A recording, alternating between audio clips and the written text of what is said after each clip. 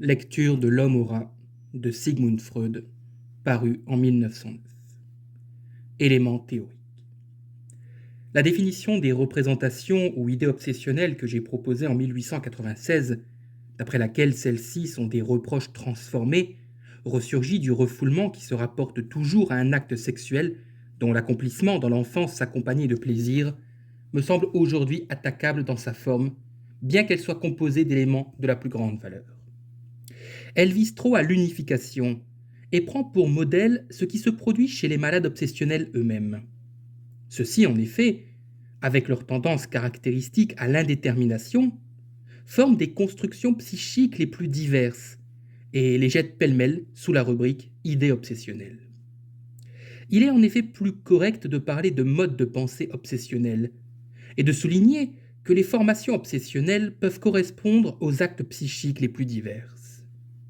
Ils peuvent être définis comme des désirs, des tentations, des impulsions, des réflexions, des doutes, des commandements ou des interdits. Les malades s'appliquent en général à diluer ces distinctions et à présenter le contenu de ces actes privés de leur indice affectif comme une simple obsession. Notre patient nous a fourni, à l'une des premières séances, un exemple d'une telle attitude à l'égard d'un désir. Il lui fallut le rabaisser au rang de simple connexion de pensée. Il faut également avouer que l'on n'a pas accordé jusqu'à présent suffisamment d'importance à la phénoménologie du mode de pensée obsessionnel. Au cours du combat défensif secondaire que le malade livre contre les idées obsessionnelles qui ont pénétré sa conscience, des formations ou constructions s'effectuent auxquelles il convient d'attribuer un nom particulier. Que l'on pense par exemple à la série de pensées qui préoccupaient l'esprit de notre patient durant son trajet de retour à la fin de l'exercice militaire. Ce ne sont pas des considérations purement raisonnables qui viennent s'opposer aux pensées obsessionnelles, mais, pour ainsi dire, un métissage de ces formes de pensée. Elles admettent en leur sein certaines présuppositions de l'obsession qu'elles combattent et se positionnent ainsi sur le même plan que la pensée pathologique. Je pense que de telles formations méritent le nom de délire. Pour rendre claire cette distinction, je me servirai d'un exemple que je tiens à insérer à la place qui est la sienne dans l'histoire de ce cas. Quand, à une époque, au cours de ses études, il s'adonnait à ce comportement insensé décrit précédemment qui consistait à étudier jusque tard dans la nuit, à ouvrir ensuite la porte pour la venue du spectre de son père et à observer par la suite ses organes génitaux dans un miroir, il essayait de rétablir ses esprits en se demandant ce que son père dirait de tout cela s'il était vraiment encore en vie. Mais cet argument n'avait aucun effet tant qu'il se présentait sous cette forme raisonnable. Les apparitions de ce spectre ne cessèrent que lorsqu'il donna à cette même idée la forme d'une menace délirante. S'il accomplit encore une fois cette insanité, un malheur surviendra à son père dans l'au-delà. La distinction entièrement justifiée entre combat défensif primaire et combat défensif secondaire voit son importance étonnamment diminuée par le fait que les malades ne connaissent pas le libellé de leurs propres idées obsessionnelles. Cela peut sembler paradoxal, mais il y a un sens à cet état de choses. Au cours d'une psychanalyse, ce n'est pas seulement le courage du malade qui croit, c'est aussi celui de la maladie. Elle ose s'exprimer plus clairement. Si on laisse de côté maintenant cette présentation métaphorique, les choses se passent de la façon suivante. Le patient qui jusqu'alors s'était détourné, effrayé de la perception de ses propres productions pathologiques, leur accorde maintenant son attention et apprend à les connaître plus clairement et plus en détail. Il existe deux autres voies particulières pour parvenir à une connaissance plus précise de ces formations obsessionnelles. Premièrement, l'expérience nous montre que les rêves peuvent fournir le texte véritable d'un commandement obsessionnel ou d'autres productions du genre qui, dans la vie éveillée, n'est connu que sous une forme mutilée et défigurée comme dans un télégramme tronqué. Ces textes apparaissent dans le rêve comme des paroles, et ce, contrairement à la règle qui veut que les paroles dans le rêve proviennent de propos entendus le jour. Deuxièmement, au cours du suivi analytique de l'histoire d'un malade, on parvient à la conviction que souvent plusieurs idées obsessionnelles qui se succèdent sans être identiques dans leur libellé ne sont finalement qu'une seule et même idée. L'idée obsessionnelle a été écartée la première fois avec succès. Elle revient alors une deuxième fois défigurée et n'est pas reconnue. Cette défiguration est peut-être justement ce qui lui permet de s'affirmer plus nettement dans ce combat défensif. Mais c'est la forme originaire de cette idée qui est la vraie. Elle révèle souvent son sens sans le moindre voile. Lorsqu'on a péniblement élucidé une idée obsessionnelle incompréhensible, il n'est pas rare d'entendre de la part du patient qu'une pensée incidente, un désir ou une tentation, comme celui ou celle qui a été reconstruit, est réellement apparu avant l'irruption de l'idée obsessionnelle, mais ne s'est pas maintenue par la suite. Malheureusement, fournir des exemples de ce phénomène dans l'histoire de notre patient requerrait une digression trop longue de notre part. Ce que l'on désigne officiellement sous le terme de représentation ou d'idée obsessionnelle porte donc dans sa déformation par rapport à son libellé originel les marques du combat de défense primaire. La déformation rend désormais cette idée viable, car la pensée consciente est contrainte de la mésinterpréter, tout comme le contenu du rêve qui lui-même est un produit né du compromis et de la déformation, mésinterprété également par la pensée éveillée. Cette mauvaise compréhension de la part de la pensée consciente ne s'observe pas seulement à propos des idées obsessionnelles elles-mêmes, mais aussi à propos des produits du combat défensif secondaire, par exemple les formules de protection. Je puis fournir deux bons exemples de ce phénomène. Notre patient se servait comme formule de protection du terme aber, qui signifie mais, prononcé rapidement et accompagné d'un geste de répudiation de la main. Il raconta ensuite une fois qu'il avait changé récemment cette formule. Il ne disait plus aber, mais aber. Quand je lui demandai la raison de cette évolution, il déclara que le e muet de la seconde syllabe ne lui procurait aucune sécurité contre l'intrusion redoutée de quelque chose d'étranger et de contraire. C'est pourquoi il avait décidé d'accentuer ce e.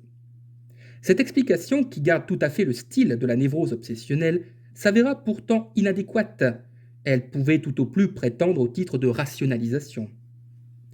En réalité, aber était une approximation du terme défense qu'il connaissait des discussions théoriques sur la psychanalyse.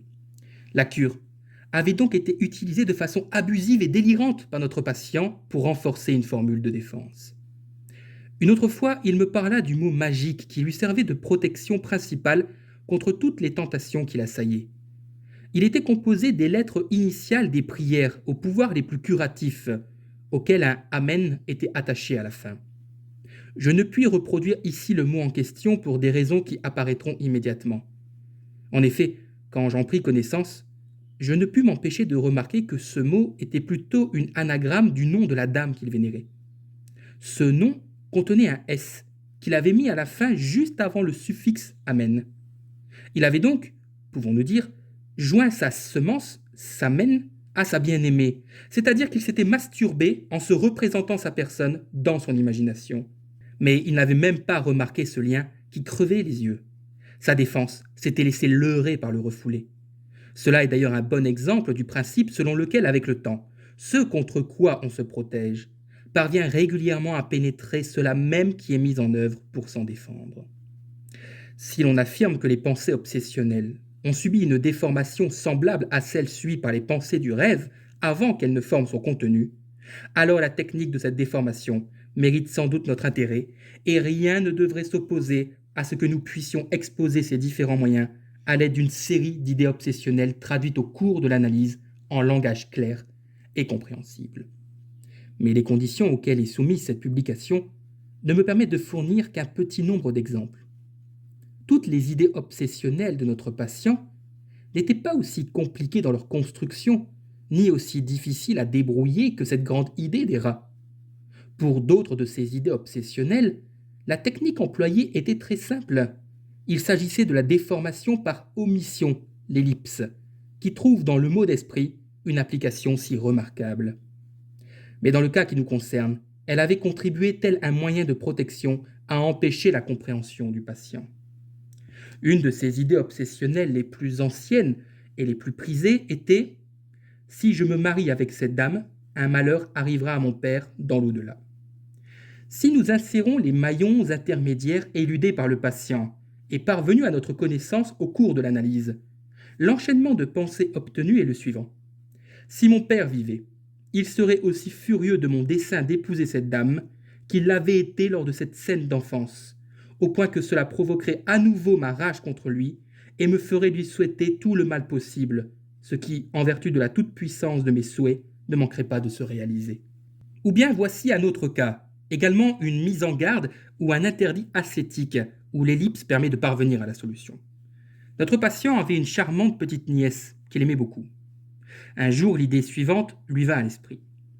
Si tu te permets d'avoir un coït, un malheur arrivera à Ella. Elle mourra. Si l'on insère ce qui a été omis, à chaque coït, même avec une étrangère, tu ne pourras t'empêcher de penser que les rapports sexuels dans ton couple n'aboutiront jamais à un enfant. Tu en seras tellement peiné que tu deviendras jaloux de la petite Ella et tu ne permettras pas à ta sœur cet enfant. Ces impulsions de jalousie ne manqueront pas de provoquer la mort de l'enfant. La technique de déformation au moyen de l'ellipse semble être typique de la névrose obsessionnelle. J'y ai été confronté dans les pensées obsessionnelles d'autres patients. Un cas de doute chez une dame qui souffrait essentiellement d'actes compulsifs était particulièrement clair et présentait une similarité de structure intéressante avec l'idée des rats. Elle se promenait avec son mari à Nürnberg et entra en sa compagnie dans un magasin où elle acheta divers objets pour leur enfant, dont un peigne. Le mari, pour qui ces achats duraient trop longtemps, dit à sa femme qu'il avait vu en chemin chez un antiquaire quelques pièces de monnaie qu'il souhaitait acquérir. Il viendrait la chercher au magasin juste après. Mais de l'avis de sa femme, il partit pour trop longtemps. À son retour, il répondit à sa question. Où s'était-il attardé? Par ces mots, je cite. Chez cet antiquaire dont je t'ai parlé? Fin de citation. À cet instant même, la femme fut tourmentée par un doute. Ne possédait-elle pas depuis toujours le peigne qu'elle venait d'acheter pour son enfant? Naturellement, elle n'était pas capable de découvrir la connexion simple qui reliait ses pensées.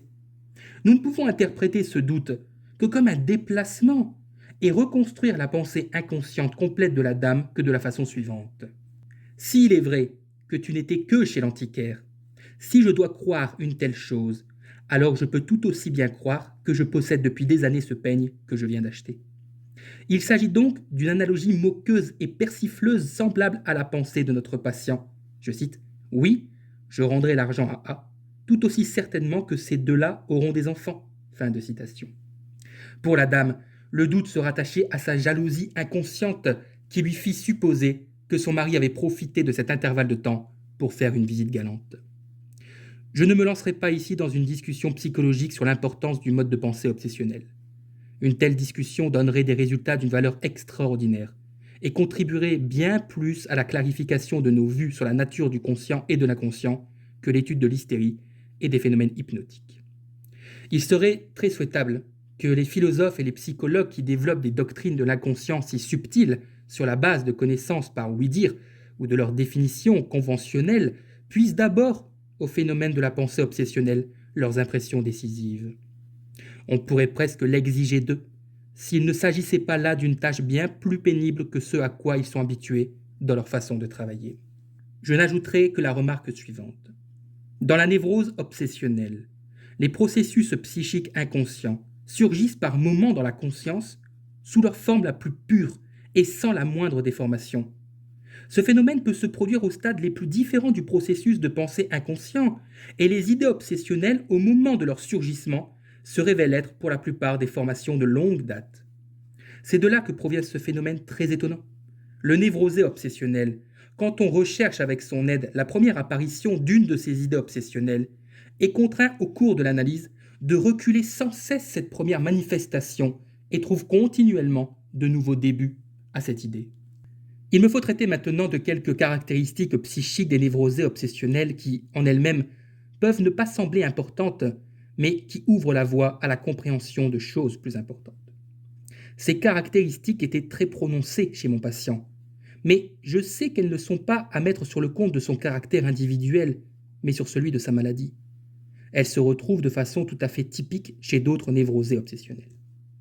Notre patient était superstitieux à un haut degré, et cela, bien qu'il fût un homme très éduqué et éclairé, doué d'une grande perspicacité, et qu'il pût par moments déclarer qu'il ne croyait pas un mot de tout ce bric-à-brac. Il était donc superstitieux tout en ne l'étant pas, et se distinguer nettement des superstitieux incultes qui ne font qu'un avec leur superstition. Il semblait comprendre que sa superstition provenait de son mode de pensée obsessionnel, même si par moments il la revendiquait pleinement. On saisit au mieux un comportement aussi contradictoire et hésitant en adoptant le point de vue explicatif suivant. Je n'ai pas tardé à supposer qu'il avait sur ces choses deux convictions différentes et opposées, et non pas une opinion qui n'était pas encore arrêtée.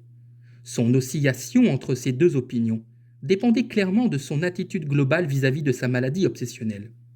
Dès qu'il prenait le dessus sur l'une de ses obsessions, il souriait de sa crédulité avec un sentiment de compréhension et de supériorité, et rien ne pouvait arriver qui eût pu ébranler sa conviction. Mais dès qu'il tombait sous l'emprise d'une obsession qui n'avait pas été résolue, il lui arrivait les coïncidences les plus étranges dont se nourrissait sa croyance superstitieuse. Sa superstition était toutefois celle d'un homme éduqué et se gardait d'inepties comme la crainte du vendredi, du nombre 13, etc. Mais il croyait aux signes prémonitoires et aux rêves prophétiques. Il rencontrait constamment par hasard les personnes qui, juste à ce moment-là, occupaient son esprit d'une façon inexplicable, et il recevait des lettres de correspondants qui, après une très longue pause, étaient soudain revenus à sa mémoire. Il était suffisamment intègre, ou plutôt suffisamment fidèle à sa conviction officielle, pour ne pas oublier les cas où ses pressentiments les plus intenses n'avaient débouché sur rien. Par exemple, une fois où il était parti en vacances d'été, il avait eu le pressentiment qu'il ne rentrerait pas vivant à Vienne. Il reconnaissait également que la majorité des signes prémonitoires concernaient des choses qui n'avaient aucune importance particulière pour lui, et que, quand il rencontrait une personne à laquelle il n'avait pas pensé depuis très longtemps, et qui, juste avant qu'il ne la rencontre, lui était revenue à l'esprit, il ne se passait rien de spécial entre cette apparition miraculeuse et lui. Il n'était naturellement pas en mesure de contester le fait que tous les événements importants de sa vie s'étaient produits sans être précédés par le moindre signe prémonitoire. Ainsi, par exemple, la mort de son père l'avait surpris sans qu'il en eût le moindre pressentiment.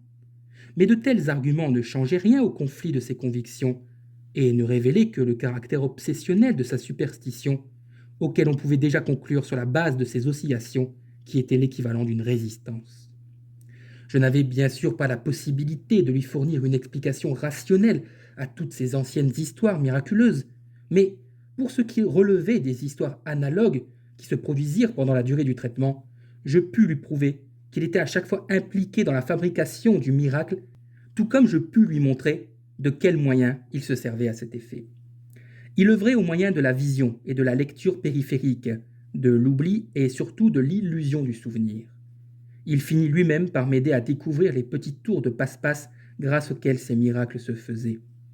L'une des racines infantiles de sa croyance dans la justesse des pressentiments et des prédictions apparut un jour au cours de l'analyse. Il s'agissait d'un souvenir. À chaque fois qu'il fallait arrêter une date, sa mère disait, je cite, « Tel et tel jour, je ne peux pas, je dois rester au lit. » Fin de citation. Et effectivement, le jour dit, elle était immanquablement au lit. Il est indéniable qu'il éprouvait le besoin de trouver dans sa vie de tels points d'appui à ses superstitions.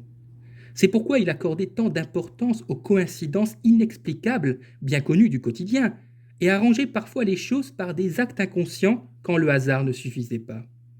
J'ai retrouvé ce besoin chez beaucoup d'autres névrosés obsessionnels, et je suppose sa présence chez un plus grand nombre de malades encore. Cela s'explique facilement, me semble-t-il, à l'aide du caractère psychologique de la névrose obsessionnelle. Le refoulement, comme je l'ai exposé précédemment, se produit dans ce trouble psychique non pas au moyen de l'amnésie, mais par le déchirement des liens causaux dus au retrait de l'affect. Une certaine puissance d'avertissement semble rester attachée à ces liaisons refoulées, de sorte qu'elles sont reportées sur le monde extérieur par le biais de la projection, et qu'elles témoignent dehors de ce qui n'a pas pu voir le jour dans le psychique. Il existe un autre besoin psychique commun aux névrosés obsessionnels qui a une certaine parenté avec celui que nous venons d'évoquer et dont l'étude nous conduit dans les profondeurs de la recherche sur les pulsions. Le besoin d'incertitude dans la vie ou le besoin du doute. La production de cette incertitude est une des méthodes employées par la névrose pour retirer le malade de la réalité et pour l'isoler du monde, ce qui s'inscrit bien sûr dans la tendance de tout trouble psychonévrotique. Les efforts que font les malades pour éviter la certitude et pour pouvoir persister dans le doute sont une chose très claire.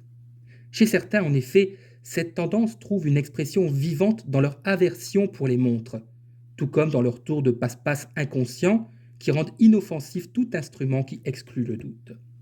Notre patient avait développé une habileté particulière à éviter toute information qui aurait pu lui être nécessaire pour prendre une décision relative au conflit dans lequel il se trouvait. Ainsi, il n'était pas au courant des circonstances qui affectaient sa bien-aimée et qui étaient des plus décisives pour la question du mariage. Il était apparemment incapable de dire qu'il avait opéré et s'il s'agissait d'une opération unilatérale ou bilatérale. Il fut contraint de se souvenir de ce qu'il avait oublié et de s'enquérir de ce qu'il avait négligé d'apprendre. La prédilection des névrosés obsessionnels pour l'incertitude et le doute devient chez eux un motif pour rattacher de préférence leurs pensées à des thèmes où l'incertitude est une incertitude humaine universelle et où notre savoir et notre jugement doivent nécessairement rester exposés au doute. De tels sujets sont avant tout la paternité, la durée de la vie après la mort, et la mémoire à laquelle nous avons pris l'habitude d'accorder notre croyance sans posséder la moindre garantie de sa fiabilité. La névrose obsessionnelle se sert copieusement de l'incertitude de la mémoire pour former ces symptômes. Nous apprendrons bientôt quel rôle joue la durée de la vie et l'au-delà dans la pensée du malade. Je tiens cependant en guise de transition à discuter de ce trait de la superstition de notre patient dont l'évocation précédente a sans doute éveillé l'étonnement de plus d'un lecteur. Je pense à la toute-puissance qu'il attribue à ses pensées, à ses sentiments et à ses souhaits bons ou mauvais. La tentation n'est certes pas minime de déclarer cette idée un délire qui dépasse les limites de la névrose obsessionnelle. Pourtant, j'ai rencontré cette même conviction chez un autre patient obsessionnel qui est rétabli depuis longtemps et mène une vie normale. En vérité, tous les névrosés obsessionnels se comportent comme s'ils partageaient cette même conviction. Il nous incombe donc d'élucider cette surestimation de leur pouvoir. Supposons simplement que se trouve dans cette croyance un aveu sincère d'une part de son ancienne mégalomanie infantile et interrogeons notre patient sur quel fondement repose sa conviction. Il répond en faisant appel à 2 expériences qu'il a eues. Quand il revint pour la 2e fois dans cet établissement hydrothérapique où il avait ressenti la première et unique amélioration de son mal, il exigea son ancienne chambre, dont l'emplacement avait facilité sa relation avec l'une des aides-soignantes. On lui fit la réponse suivante. Je cite. « La chambre est déjà occupée. Un vieux professeur s'y est déjà installé. » Fin de citation. Il réagit à cette nouvelle qui diminuait de beaucoup les chances de réussite de la cure par les paroles hostiles suivantes. Je cite. « Il mourra foudroyé pour cela. » Fin de citation. 14 jours plus tard, il se réveilla de son sommeil troublé par l'image d'un cadavre. Le lendemain, il apprit que le professeur avait vraiment eu une attaque et qu'on l'avait porté dans sa chambre à peu près à l'heure où il s'était réveillé. L'autre expérience concernait une jeune fille déjà avancée en âge et très désireuse d'être aimée, qui se comportait d'une manière très avenante à son égard et qui lui avait une fois demandé franchement s'il ne pouvait pas l'aimer. Il lui fit une réponse fuyante. Quelques jours plus tard, il apprit que la jeune fille s'était jetée par la fenêtre. Il se fit alors des reproches et se dit qu'il aurait été en son pouvoir de la garder en vie s'il lui avait offert son amour. C'est ainsi qu'il se forgea sa conviction sur la toute-puissance de son amour et de sa haine. Sans nier la toute-puissance de l'amour, nous voulons attirer l'attention sur le fait qu'il s'agit de mort dans les 2 cas. Nous nous rallions à l'explication évidente suivante. Notre patient est contraint, comme d'autres névrosés obsessionnels, à surestimer l'action de ses sentiments hostiles sur le monde extérieur, parce qu'une grande part de l'action psychique interne de ces mêmes sentiments échappe à sa connaissance consciente. Son amour, ou plutôt sa haine, est effectivement très puissant. Il crée justement ces pensées obsessionnelles dont il ne comprend pas l'origine et contre lesquelles il se défend en vain. Notre patient avait un rapport très particulier au thème de la mort. Il faisait preuve d'une grande compassion à chaque décès et assistait pieusement aux funérailles, au point que ses frères et sœurs l'appelaient même par dérision le vautour. Pourtant, dans son imagination, il tuait régulièrement des personnes pour exprimer ensuite sa profonde sympathie à la famille du défunt. La mort d'une sœur plus âgée, quand il avait entre 3 et 4 ans, joua un grand rôle dans ses fantasmes et fut rattaché très intimement aux méfaits infantiles qu'il avait commis cette année-là. Nous savons en outre que la pensée de la mort de son père préoccupa très tôt son esprit, et nous pouvons interpréter sa maladie elle-même comme une réaction à cet événement désiré 15 ans plus tôt de façon compulsive. Ainsi, l'extension étrange de ces craintes obsessionnelles jusqu'à l'au-delà n'était rien d'autre qu'une compensation de ses désirs de mort dirigés contre son père. Cette extension fut introduite 1 an et demi après le décès, à un moment où il sentit se raviver en lui l'affliction pour son père défunt, et où il cherchait, en dépit de la réalité et pour satisfaire un désir qui était déjà apparu dans toutes sortes de fantasmes, à annuler à nouveau la mort de ce dernier. Nous avons appris à traduire cet ajout de l'au-delà par les mots, je cite, « Si mon père était encore en vie ». Fin de citation. Mais d'autres névrosés obsessionnels dont le destin n'a pas produit une première rencontre avec le phénomène de la mort à un âge aussi précoce ne se comportent pas très différemment de notre patient. Leurs pensées sont sans cesse préoccupées par la durée de vie et la mort possible d'autres personnes. Leurs tendances superstitieuses n'avaient peut-être au début aucun autre contenu, et n'ont peut-être en général aucune autre origine. Ils ont besoin avant tout de cette possibilité de la mort pour résoudre un conflit qu'ils ont laissé eux-mêmes irrésolu. Le caractère essentiel de ces malades est qu'ils sont incapables de prendre une décision, particulièrement en affaires d'amour. Ils cherchent à différer chaque décision, et dans le doute concernant la personne qu'ils doivent choisir ou la mesure qu'ils doivent prendre contre une autre, ils se voient contraints d'adopter le modèle de l'ancienne cour de justice de l'Empire germanique, où les procès se terminaient généralement avant la sentence du juge par la mort des parties en litige. Ils guettent donc dans chaque conflit de la vie la mort d'une personne importante pour eux, qu'ils aiment le plus souvent, que ce soit l'un de leurs parents, un rival ou un des objets de leur amour entre lesquels leur penchant oscille. Mais une telle évaluation du complexe de mort dans la névrose obsessionnelle nous fait toucher au problème de la vie pulsionnelle des névrosés obsessionnels que nous allons maintenant aborder.